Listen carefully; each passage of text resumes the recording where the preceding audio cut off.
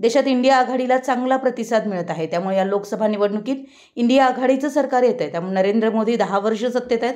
आता त्यांनी विश्रांती घ्यावी आणि आमच्या इंडिया आघाडीच्या 4 जूनच्या पंतप्रधान पदाच्या शपथविधीला यावं असं आमंत्रण देत उद्धव ठाकरे यांनी नरेंद्र मोदींना डिवचलंय।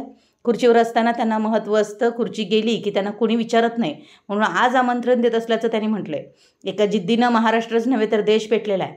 आमच्या इंडिया आघाडीच्या पंतप्रधान पदाच्या शपथविधीला तुम्ही या, हे निमंत्रण मी तुम्हाला आजच देतोय। हे निमंत्रण मी आज काय देतोय तर खुर्चीवर माणूस बसलेला असतो तोपर्यंत त्याचं महत्त्व असतं, नंतर त्याला कोणी विचारत नाही। त्यामुळे मुद्दामून मी नरेंद्र मोदी आणि अमित शहा यांना आपल्या इंडिया आघाडीच्या पंतप्रधान पदाच्या शपथविधीला बोलवायचं आहे, कारण त्यांना दाखवून द्यायचं आहे की आता खऱ्या अर्थानं 4 जून नंतर देशाचे अच्छे दिन सुरू होत आहेत, असंही यावेळी ठाकरे म्हणाले। मोदीजी आणि शहाजी, तुम्ही आम्हाला लुटलं ते आता खूप झालं।